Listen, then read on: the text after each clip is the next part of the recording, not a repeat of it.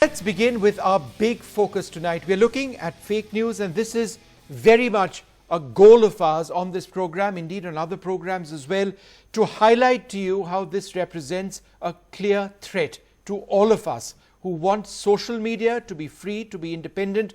What's more, we want lives to be protected and not targeted as a result of rubbish online, whether it's WhatsApp or Twitter or any other form of social media where wrong messages are going across. Pratik Sinha, the co-founder of Alt News, for the last several months, among his other stories, has been outlining a series of trends, a series of attacks he believes are part of a trend of attacks on minority members. What we are going to be doing on this program, we thought we are going to highlight 10 of these specific attacks, but we have time for just about 5. So before I go to that, I'd just like to introduce my panelists. The co-founder of Alt News, Pratik Sinha, joins us. Raghav Avasti with me in the studio. He's an RSS member and lawyer. Thanks very much for being with us. Amarendra Sharan, the former Additional Solicitor General of India, with us. And S. Zarita, the spokesperson of the Congress as well. Let's just bring the first series of graphics out. And this is stuff that's been reported by Alt News and compiled by them. The first one is a fake news attack. The picture that is actually shown is a picture which indicates a man being hit, being brought down by people because he was attacking a 9-year-old child. That's all very well. However, the message that went viral was one which said, the guy who was caught with a kid is Sajid. Please arrest this guy Sajid and make him spend time in jail. As it turned out, the attacker was a man called Gokul Ramdas. Now, the person who was actually tweeting this, one among many, was somebody who was followed by the Prime Minister, and another person who was tweeting the wrong news is followed by the Minister Piyush Goyal. Now, you could say, look, that was a mistake. Mistakes like this can happen. Let's bring you more examples. The second example is of a person saying 95% of rapes in India were done by members of the 95% of rapists were done by members of the Muslim community. The founder of Postcard News was among those who tweeted these bizarre statistics. Now, Alt News went and did some research, and they went to the final authority in this case, the National Crime Record Bureau, who said, and I quote, "It is totally wrong data and complete misrepresentation of facts, as NCRB does not collect data on the religion of the accused and victims. It is malicious propaganda which needs to be countered by law-abiding citizens." All right. So perhaps this was a mistake as well. So let's find out a third example. Now, this is all happening in the last couple of months. Now, in this particular case, a minor was reportedly gang raped and filmed by the perpetrators in Lucknow in Uttar Pradesh. The tweet which actually went out, or the message which went out and went viral on social media, on WhatsApp, in fact, after Mansoor, minor girl raped in Lucknow, accused Khalid and Irfan arrested, they also made a video. That's what the message said. Now, according to the police, the people who were involved in this were Bhola and Kushmesh. So why were these people wrongly named, and why were they named from a minority community? That's another example.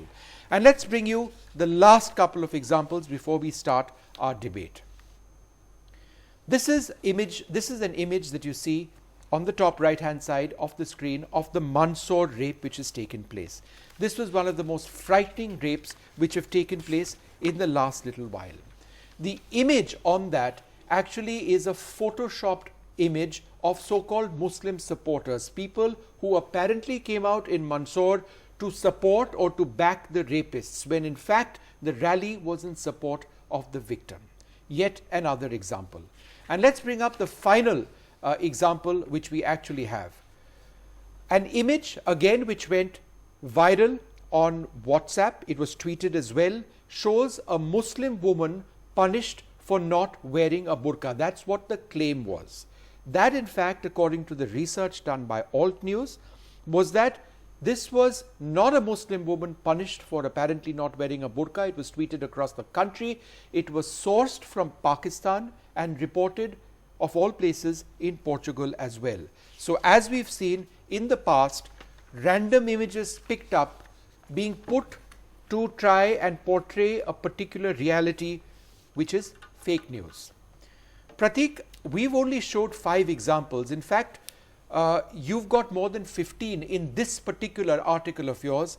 How do you account for this being a trend? It's not random, it's part of a process. So that is the whole point of the article, that in the last few months, every week or every 2 weeks, there is this one video or an image which is circulated, and in which there's some crime which has happened in some part of the country, or even outside the country, as was the case where a woman's hair was chopped. And it is passed off as some Indian Muslims who are responsible for this crime. And this trend actually we started when, it has been going on for a while, but since the time when the Ram Rahim episode happened and a school bus was attacked, and it was some 5 random names were given out, saying that these 5, and these were all first Muslim names. I mean, they look like Muslim names. I forget the exact names, but Irfan, something. And it was saying that these are the ones who are responsible for the attack on the bus, the school bus. And since then, there has been a deliberate attempt to do this again and again and again. So It is a trend. Of course, as I have said in my previously, that it's impossible to track this back to anybody in particular, whether it's an organization or a party or anything. So beyond showing that there's a trend, there's not much that can be said, but it can be seen that there's a trend and there's an organized effort to do so. Amarendra Sharan sir, I think that's a key point that he mentions. In as vicious and horrible as these tweets and WhatsApp messages are, it's impossible almost to track down where exactly it has come from. And in many cases, the fake news is replicated by others and it is sent out to a wider audience, and a lie keeps being regenerated. It becomes the truth to people. So in instances like this, where do we investigate? Who do we start with? Even if we get the person who started the fake message, the fact of the matter is that the damage has been done. Isn't this the biggest problem of WhatsApp or of other forms of social media? I think so. And the present legal regime is not competent to deal with such a problem. Neither IPC nor IT Act is sufficiently empowered in a sense or to tackle this kind of a menace immediately. What it will require is a new legal regime, a new technical regime, a new monitoring agency which should tackle this problem immediately and also get to the source. And there should be these Twitter handles or WhatsApp, they must be asked to desist with such kind of fake propaganda. The moment it is found that the news is fake, within 24 hours it must be blocked. Zarita, is a global concern. Is this, in your belief, a deliberate effort to spread communal hatred ahead of the elections? And is this planned and is this deliberate? At the very outset, media always has been a monologue, but we have to realize that now it's become a dialogue with the intervention of social media. So what is happening is more and more people are actually participating. They're becoming a part of it. They're being able to interact. They're being able to debate. Now, if you look back at some of the incidents, as per the article provided by Alt News, it is always before the elections that misinformation is spread. And it is always strategically planned and also to an extent at a particular community or a group of people. In today's date, people love to hear sugar-coated lies. And we have to understand, like, as you said, a lie, a lie when it is a big lie and you keep on repeating it, it finally becomes the truth and people begin to believe it. So we have to have a check and balance system where this has to stop. And I think it's a very welcome change that, news that has come in is that Jammu and Kashmir government has actually taken up steps, and that every WhatsApp group has to actually register with the district administration. But how do you actually enforce that? No, they're trying to do it. At least some step has been taken. In fact, WhatsApp has announced steps today. We'll get to that in a moment. But you should give credit to the BJP then, since Kashmir is technically under governor's rule, J&K. See, we are welcome No, to but any kind of, at least you all have taken steps. At least you all have taken some steps. At least you all have taken some steps. Let's look at the larger issue over here. The fact of the matter, we keep bringing this up, a lot of the people who are retweeting what is absolute rubbish are ministers, the Prime Minister, and in this case, the first case which I spoke about, Piyush Goyal, and somebody who's followed by the Prime Minister. These are people who are sending out fake messages. Yes, I completely Shouldn't there agree. be some sort of method? People have been talking about it for so long, where our ministers and their social media minders stop backing people who are really criminals. Yes, and even spokespersons of the Congress party, I think this exhortation would be apt even as far as spokespersons of the Congress party. So like Mr. Sanjay Jha, who liked something that someone else had tweeted about how India was an illegal occupation. I'll ask you about that. So let's do that. Let me ask. I'm asking the larger you. point. Let me get to the larger point. The larger point is that, I mean, I for one am a great fan of social media. It's a good thing that people can now, interact directly with the leaders. They can interact directly with each other. Having said that, measures should be taken to ensure that if anybody is spreading fake news, or if anybody is, tweeting something with the intent of causing communal hatred, then they should be proscribed.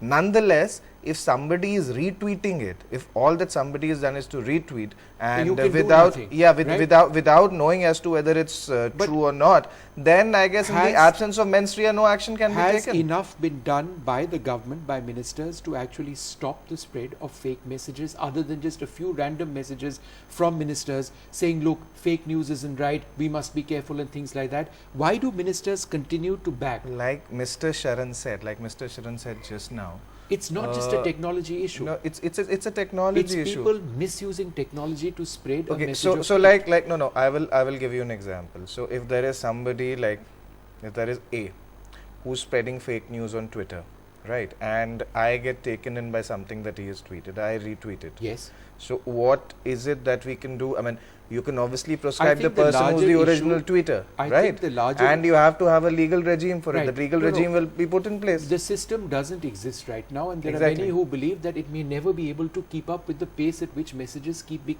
sent. I think WhatsApp is taking some steps now. I think, and we'll come to that. I don't think that's enough, but we'll discuss that in a few moments.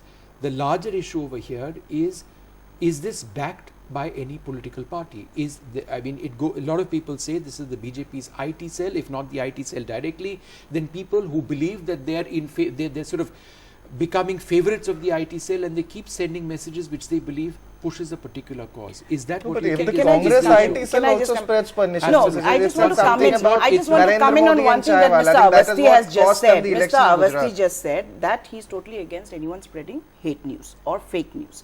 Let me bring to his notice that a certain senior bureaucrat from Rajasthan has been writing about anti-women, certain comments that are anti-women, anti-minority, and what happens? He gets promoted by the government. Yeah. And when it comes to this case that has happened today, the Faisal case, he has been given a notice. Yes. So why this duality? Why this dual stand? Why this hypocrisy? Why no action was taken against him? And let me tell you another thing about one of your UP, about Mr. Kamal Khan, the UP head of NDTV. There was a certain tweet that was there in which he was also maligned and defamed. But after that, what happened? NDTV clarified it. Yes. So, the people have to understand that they have to stop spreading fake news, and when they finally get caught, they try to, resort to some other kind of an excuse and saying that we did not do it, or, we must have taken it from somewhere else. Pratik, let me ask you this, and Raghav was also pointing this out, that this isn't limited to people who are politically affiliated to the BJP. This is other political parties as well. Aren't other political parties, many political parties, trying to spread misinformation, or is this BJP IT cell which has become a bit of a stereotype? No, misinformation is of both sides. For example, using Mr. Safisar who had tweeted from a shady website or India Spook or something like that. So it is not limited to one side. But here we are talking about a specific kind of misinformation, which is definitely coming from right-wing parties, which is anti-Muslim, there's demonization of Muslims taking place, and that is definitely coming from one single party. As far as other kind of misinformation is concerned, for example, in Karnataka elections, we showed, we did a compilation, we showed how both sides had indulged in that. That is during electoral times when both parties indulged in that. But as far as anti-Muslim demonization of the Indian Muslim community is concerned, it comes purely from the right side, and there's no doubt about it. What is the basis for that assertion? I don't get it. Like, how does Which he do assertion? some forensic research to figure out where each tweet comes from, which party tweets? No, would you like to answer that? Would you like to answer that? He's asking how you do your research. Pratik. Of course. So, for example, just recently, we did a whole compilation of what Postcard News puts out. We put out 10 fake stories of what Postcard News puts out. The founder is, Mahesh Vikram Hegde. And Mahesh Vikram Hegde, when he was arrested, the union minister came out in support of this person. The PM continues to follow. There's IP Patel, Prashant Patel, who puts out repeated fake news. And he was invited to a conclave when Amit Shah addressed in Delhi. And I can go on and on that there are multiple instances. What he's who saying are is that if connected somebody to the is BJP ecosystem and spreading fake repeatedly news, put out according the to him, fake they should be news, arrested. which is- I mean, is this the making of a police state? Is Mr. Mr. Sharan, Sinha advocating Mr. the Sharan- making of a police state? Tell me, why shouldn't action I'm be not taken advocating against the them? police. Yeah, think that's it's exactly because what it you're is saying. inciting. Mr. I'm Hegde saying was that put things behind are bars. He coming did from not the get right access side. to a Mr. lawyer. Mr. Sharan, Mr. Just Anand, because you say that what he was spreading is fake news, he should be Mr. arrested. Sharan, in a situation This- like this this, would be the thin end of the wedge, my in a friend. situation Did I like use this, the word other than a arrest? handful I of said he cases was arrested. where the I'm not police saying he should actually be go and they arrest people for deliberate threats to their lives and things like that, how are we being overwhelmed by the system? And is there anything that we can really do? Unless there is a determined political effort to stop it and stop the followers of parties from going about and spreading these messages. No. Actually, there is enough circumstantial evidence here to show that there must be some kind of organized activity behind this kind of fake news, a particular kind of fake news. So far as the legal regime is concerned, there is no proper legal regime, because the only section which will be attracted will be those dealing with mischief, or section 506, which 506, and it will take a lot of time to arrest people, investigate, go to court, and there will be no process by which this news can be stopped. Therefore, it is imperative at the moment to have a new legal regime which will be in a position to stop this spread of fake news and punish person who has originated this fake news. All right. Well, sir, that is absolutely common sense, and the question is, when will we actually have a solution like that? But for the moment, all we can do is identify these examples of messages which are determined or designed to hurt, and we can keep debating this. But unless there is a system in place that looks not just at the technology which is being used, but the people who actually do it, we'll be back discussing this over and over again. I'd like to thank all of you very much for joining us.